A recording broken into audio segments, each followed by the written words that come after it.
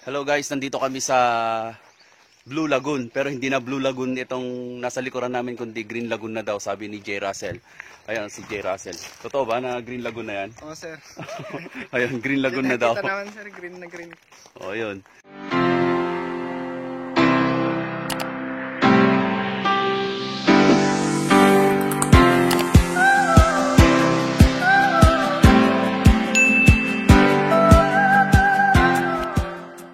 Kasi blue daw nun eh. Pero di nila alam kung bakit naging green. Siguro itong lagoon na to green-minded. Kasama ko yung anak ko. Tapos itong member natin ng Ilocano Lacanchero. Ayan, ng Cordon. So wala lang, naisip lang namin na pumunta rito sa lagoon na to para makita rin, since wala namang gagawin ngayong araw na to. Free naman ngayong araw na to. Pumunta na kami dito. Pero bakit nga ba naging ano to? Naging ganyan? Ano bang kwento niyan? Hindi ko masyadong sir. Sabi nila daw, sir. Yung chemical daw, bigla na lang daw naging ganyan. Kaya, anong chemical yon? Pati ako, di ko alam kung anong chemical yan. Basta yung paliwanag nila doon, chemical. Pero di natin alam kung anong chemical yan. Pero nakakalason to eh. Marami na daw namatay na naligo dito. Kaya nga, kaya patay na patay. Napol, kaya patay na patay. De, yung mga nagsiswimming daw dito kasi nakakainom ng tubig. Kaya malakas daw yung chemical. Hindi ko alam kung ano yung chemical. Then may sa likod ko, sa bandaron, may nakalagay na paalalang kaligtasan. Delikado dito, bawal maligo. At bawal magpicture. Ayun. Buti na lang hindi kami nagpipicture. Kumbaga nagbibideo kami. So lusot pa rin ano. Maganda sana magbangka rito eh.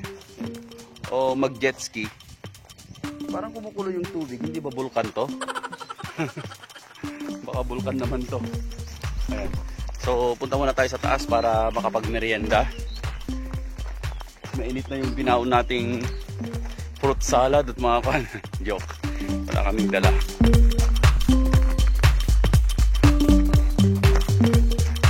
Malalim daw yan. Malalim daw, nasa 7 feet. Tsaka hindi rin daw magtatagal, lalagyan na ng mga cottage dito. Pwede na siguro mag-overnight. Pero yung tubig na iinumin, wala dito. Kaya kung pupunta kayo dito pag may cottage na, magbaon na lang kayo.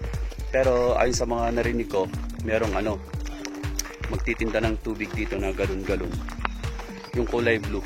Kaya dapat magdala kayo ng galon nyo dito, then ipalit nyo na lang doon sa may tubigan. So mga nasa 35 pesos ang isa.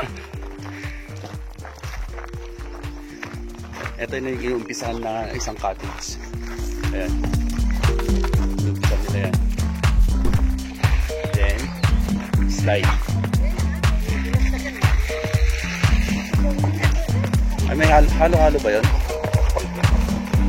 Halo-halo muna kami.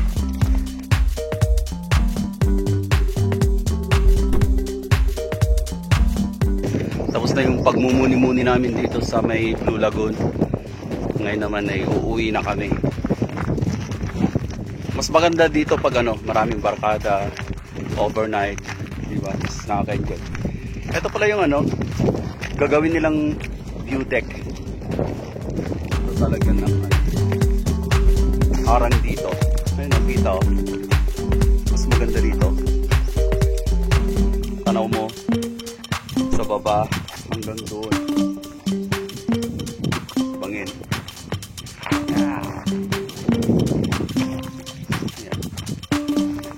So gora na kami.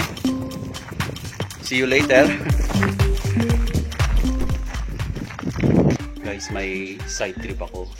Nanghingi ako ng kalapati. Daming kalapati oh. Ayan. Bali, dalawa yung kukunin ko. Hindi ako marunong humawak kaya ganito na lang yung paghawak ko eh. Tapos, meron pa dito. Ayan mga yan. Pero dito nila kinuha. Dito nila kinuha itong sa akin. ito yung may-ari. Ito yung may-ari si Pops. Hello po. Crimson, ayan. Isa din ba ako sa Ilocano? Yes. Ito yung mayaman nating miyembro. Hindi yan, Pops. Hindi. Ito mga lalaki to. Mga lalaki yan. Mga kakto. Mga lalaki daw yan. Siyempre, matik, ito yung babae. May anak yung puti. Ito yung babae pa. Babae yan? Oo. Ayun nasa likod. Lalaki. Eh, bakit siya yung nandun? Nag-ano sila nagsasap. Pasasap ng magkukup. Oh, Nagsasap sila. Kung ba pag may oras sila, magpapalit ng ano. pwede pala yan. Akala ko babae lang yung ano. Opo. Hindi. Bakit sa manok ano? Sa mga paa nila may mga number. May mga plate number. Saan mo kinuha yung number nila? So paano mo malalaman pag babae siya o lalaki? So pagdating natin sa bike, gagawa tayo ng ano, kulungan niya. Madit kulungan. Yung mas malaki dito. Kasi sigurado ko marami siyang makukuha. Yung ready ako eh. Dahil si Papsi Lucano dito eh. Ay, ganun? Oo. Biglaan nga to eh. Kala ko nga may kasama ka pa. Kala ko din kanina. Tapos sabi mo naka-kotse. Oo. Kala ko madami sila. Ang tatanungin ko pala yung pagkain. Yung pagkain nila Paps. Eto, bili ka lang ng ganito. Anong tawag? Lagalag. Flyers. Lagalag. Flyers. Ilocanoy mo na lang, sir. Lakwatero ko ng lutan. Oh, Pagkita- lakwatero flyer. Kahit- Then sa tubig, anong may halo ba? Kahit ano lang sir, kahit ganito lang. Manok naman to, okay lang? Oh, sir, tropa yung yan yung lakas sa tropa yun. Okay. Oh, yan guys, papali pa rin daw yung ano, sasabayan ng drone natin. Teka lang teka lang. Libad na sila, wow.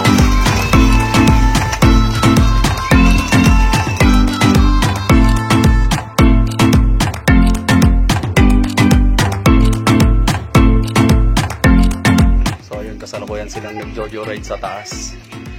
Bali, maya-maya lang pa daw sila bababa. Maghahanap ng danggit.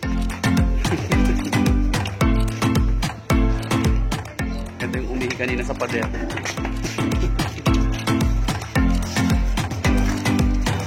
Ay, ba't may ganun? Mag-aaway?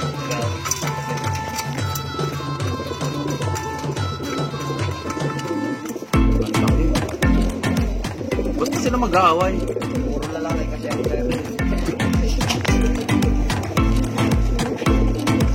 Pero ba yung mga babae naman?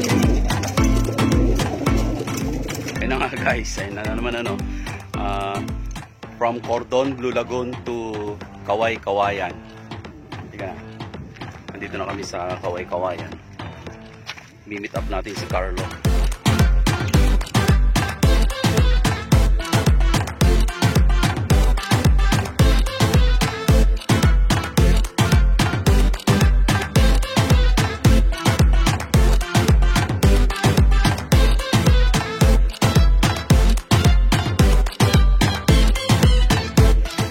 Hinahanap namin yung kasama namin, wala naman na si Carlo. Sa kanya yung spaghetti.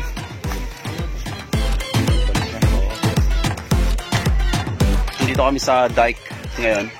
Ito yung ginawa nila na, ewan ko, tinanong nung anak ko sa akin kung ano daw to.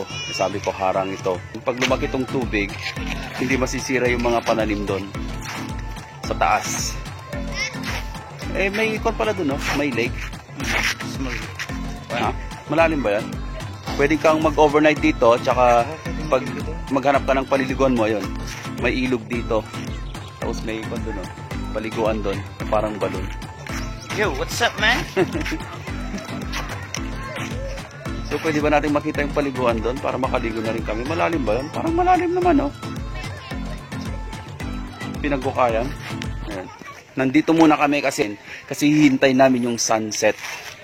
Maganda daw yung sunset dito. Yung parang pag habang lumulubog yung araw, nararamdaman mo yung sakit ng walang pera. Na-curious kami dun sa pinagliliguan ng mga bata dun. Kaya pupuntahan namin para makita natin kung pwede sa atin. Lalo na kami na magagaling lumangoy. Ang binadyawan. Oo. Wow! Ang ganda naman pala dito. Ayun, no? Sakto lang pwede maligo dito. Pag nag-overnight ka dyan.